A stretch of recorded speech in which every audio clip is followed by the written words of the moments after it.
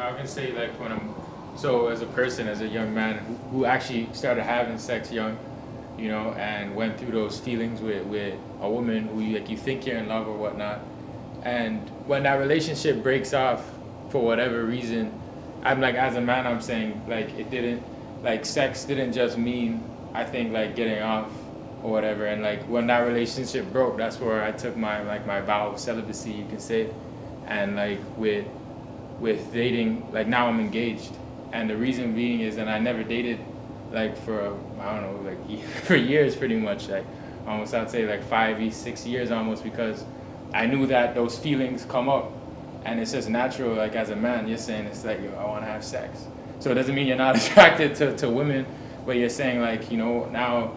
It's almost like we were talking about courtship earlier too. It's saying like, I want to have sex, but I want to have it in that right covenant, right? So you're saying you've been celibate and you're engaged now. So this means something to you. You've actually chose a particular way of living your life, and your relationship. How long have you been engaged? Say about 2 months now. Yeah. Yeah. Is that tough? Because we were talking a little bit earlier. I mean, you don't want to go to those next steps and everything, and it's been a little while. So I think it's not tough because she's a Christian and I'm a Christian. Before, like I said, I was having sex before, so it may like for me now it's like okay, now you're in the relationship, and it was but before she never had sex, right?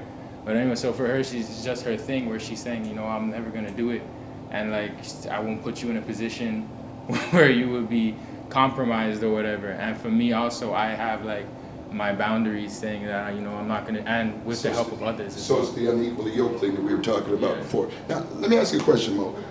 Why would you be drawn to a Christian? What's inside of your fiance that just it's attractive to you? It's nothing particular to her faith. It's to her who she is. But can you separate the two? It's not something that I look at, to be honest with you. It's almost like I consider it as a trait. So it's one of many components of who she is. Yep. It's something that makes her unique. So she's Christian, and Christianity helped her develop her filter, right? Myself, I grew up understanding how to work in a society, and that's what Christianity tells people to do, but through the lens of God. And I looked at it through the lens of how do I deal in an everyday circumstance. I know I shouldn't kill somebody. I know I should help other people. I know that I should better myself to become a more productive member of society. So I look to her as someone who's compatible with who I've developed myself to be, and that's why I like her so much. So it's nothing to do with the fact that she's Christian. She's Catholic actually, but the fact that we are so compatible. I just wanted to quickly address what she spoke about earlier, is about dating. And dating helps you develop it helps you romantically socialize yourself. If you don't date that, for myself, I had to date a lot to find what I liked in a person and what I didn't like in a person. How many have you dated? I've dated, I would say half a dozen people over a span of 12 years. And so it's, and I'm a fairly committed person, very committed person, and Fairly or verily? It's very committed person. Okay, he's thinking about this whole tape, and he said, "Fiance, I'm very committed." In case she's watching. Yeah, I kind of caught that. Like, thank you. All right. But in all seriousness, I date because I try to look for qualities I like in myself. It's not about all what you're looking for in an individual. It's what brings out in yourself. So you can't really develop those social traits until you actually start to date people, and people bring out certain traits in yourself. It's almost like a good example is soil. Soil is just plain soil, but when a flower grows and it dies, that soil becomes enriched, and another flower grows and that soil becomes more enriched, and the more and more seasons that the soil goes through, it becomes more enriched and more qualitative.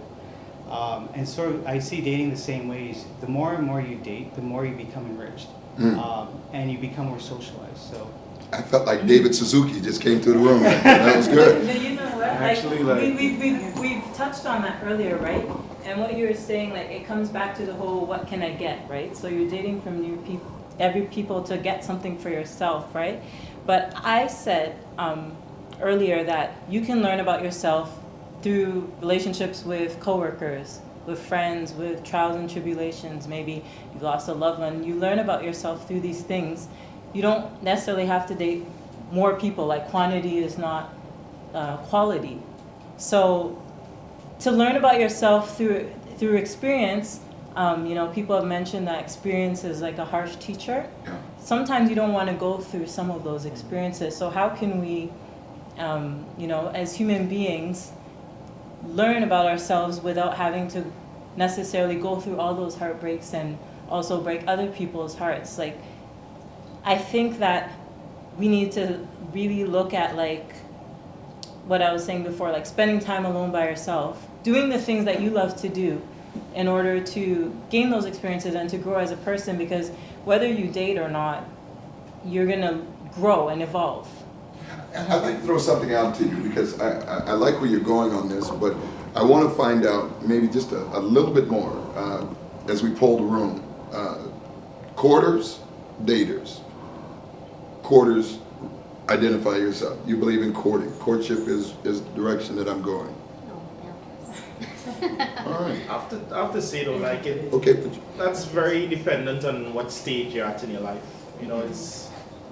All those who raised their hands at one point in time, courtship was never really something in your mind. Right. So it's a very difficult thing to ask that question, get a response, and have that response reflect anything. But that's because I didn't know about it. Why? If I had known then what I know now. But at the end of the day, I do feel like I kind of agree with what he says, but I kind of disagree with what you say in a way, because it's like I understand the whole point of courting. It's like you stay abstinent from sex if you feel if you feel like you do want to have sex, then you should get married at that point. And I understand, like, you're preventing yourself from heartbreak and things like that. But it's like, yeah, once upon a time I may have looked at a breakup as like, I don't want to go through this again. But at the same time, I'm 23 now, and I've been dating since probably like 16. And I look at it and I'm like, had I not had these breakups, I wouldn't be the person I was today. So I'm looking at kind of what he is saying. And it gets to that point where it's like, it's growing pains. Like, sometimes you have to go through growing pains to become the man or the woman that you become today. And could you still have a healthy experience without necessarily a sexual experience and learn some of the same things? Yeah, I think like some relationships I never had sex, right? But we broke up and I still had that emotional restraint. So it's like, because the person that I thought I wanted when I was at 6, they're the person I thought I want now. And I wouldn't know that had I not been through dating. So as you date, it's like you take the good and the bad qualities of each person and you kind of understand yourself in a relationship, and you understand who you want, who you can be compatible with, who you can't be compatible with. And I hear what you're saying, but at the end of the day, it's like talking to coworkers or friends, that's friendships. You're never gonna know who you are in a relationship unless you date somebody and you get your heart. Unless you know yourself, right? Because you're bringing two people together. And even if you do know yourself, sorry, Daniel. No, I hear what you're saying, and I'm like, I get you in a sense, like you're saying that you have to go try out, get into it, see what you're into and what you're not. But at the same time, I believe when you date somebody for a long period of time, like most people date for a year or a year and a half, is that what I've found is when you're dating somebody, you'll naturally start to like the person, and regardless if you guys had things in common or not. But when you come together, you start to kind of build each other up. Now that's what usually happens with any relationship, right? You don't really know each other. It's kind of awkward at first. But the more you get to know each other, you grow together. Now what I'm finding is when you date and you continue dating, you have more problems committing to something more serious. And I have all these different thoughts, all these different people you've been with. And it's like, okay, what do I really want? Is there really such a thing as a perfect woman? You know what I mean? Like, or is it just a matter of me saying, okay, what's my intent? What's my goal? And the reason you're going through that, sorry, Hello? Daniel, the reason you're going through that, or everybody went through that, is because as you're growing, you're maturing, and you're transforming and changing. So the person you are when you're dating at 20 is not the same person you are that you're dating at 23. So to say, oh, well, I dodged that bullet when I was 20 and I was dating that person, well, that person is no longer who they were either. So you could be in a marriage when you're 20, 21, and you grow and change and go through all of that together, because 10 years into the marriage, you're going to be two completely different people, but you would have gone through that together. Even you can say that you could have gone through that, and I know myself better now than I did 5 years ago. And so I didn't marry that person. But if you had, by God's grace, you would have grown together, enriched each other's lives the same way the enrichment analogy came through. But I think the same thing that happens, dating can happen in courting too. Like, let me just lay something on it. If you're courting somebody, right? Let's just say you guys start courting each other at 20, and then you decide, you know, I'm feeling that frustration. I like this person. I'm courting them. Let me get married to them, right? You get married to the person at 21, right? Let's say you know, you might not know who you are yet. Let's say you do know through your faith. You know who you are. You're 21. You're gonna grow. By the time you reach 22, 23, you might have grown past that person, or you might look at things differently, or you might not want that person. So you may change either way. It's still like, I know we're trying to prevent divorce, but both ways can lead to divorce. In my opinion, I think that at least dating, it's like you're getting an understanding of what you want. Cause like, I'm not ready to get married, but like I can confidently tell you Why? I know exactly why. Why? The honest reasons? Please. Okay. I'm still in school. Okay. Still a broke student. and like I'm just not at that place yet. Like, mind you, if I did find somebody that had the qualities I was looking for, that had exactly what I wanted, and I could see myself marrying that person, I would get involved with that person and I would date them until I reach that point where I think I'm secure enough to get married to them. Right now I don't. Not because of anything, not because of like anything within me, but because of the things that surround me, I don't think I'm able to get married. But if I found that person, like he did, I would date them for like 6 or so odd years, and then when I'm at that point, we both waited long enough, let's get married. Okay. But then when do you stop dating and move on to marriage? Like, how much more do you have to wait until you know you want to? You already mentioned marriage more, right? Mm-hmm. How much more are you willing to wait to marry like her? It's You all- already understanding that you want to marry her. It's all circumstantial. There's not really a right time to get married. Personally, I'm in school. I'm paying So for there's school. a wrong time to get married too. It's That like has nothing to do with it. Right. Marriage is not about the party and the whole ceremony and everything. Marriage is the covenant of two people coming together and making the commitment to stay married under that covenant. So you can go to City Hall and get married tomorrow. Okay, I'll Without agree with the you. ceremony. Well, I'll agree with you, not to cut you off. Marriage is not about the show and all that. The show is just the pizzazz behind But you guys both it's all keep about, it's all bringing about financial. No, like, agreeing with that. But like at the same sense, it's like I feel like a lot of people have this thing where it's like, I've been with you for so long, you have to get married to me now. Like, you don't have to rush it. Do you like, feel the pressure when you've actually, have you been to a position like that where you felt pressure like, oh, Absolutely. we've been here for a while, so I feel like I'm getting the, Absolutely, but it all boils down to we live in a society where sustainability is so important. A lot of people, I don't know the statistics, but some people, from what I've heard, they just jump into a relationship because they find some sort of connecting dots, and they see that it works. And then once they live together, and they haven't previously lived together, or they haven't had sex before, or something hasn't happened, and then a lot of pressure or tension comes into the relationship. They're married. And now there's pressure from the family to not get divorced, or there's pressure because they have a baby or two to not get divorced. So, and then society says, well, divorce is a very bad thing. So there's a lot of pressure on relationships to not get divorced. And so that's why I believe in sustainability is they have to ensure that you have all the right, that the pillars are strong and the foundation is not weak. That will sustain the relationship. And let's talk real life. Money is a huge thing, and family, like the grandparents, is a huge thing. So if you're never gonna get the stars to all align, but if you can build the now in such a way where you can reduce the chances of that divorce happening or those issues happening in the future. I'm talking from straight up real life. and you sound like you're talking from a supply line of an MBA. So you're going to do really well in that as well.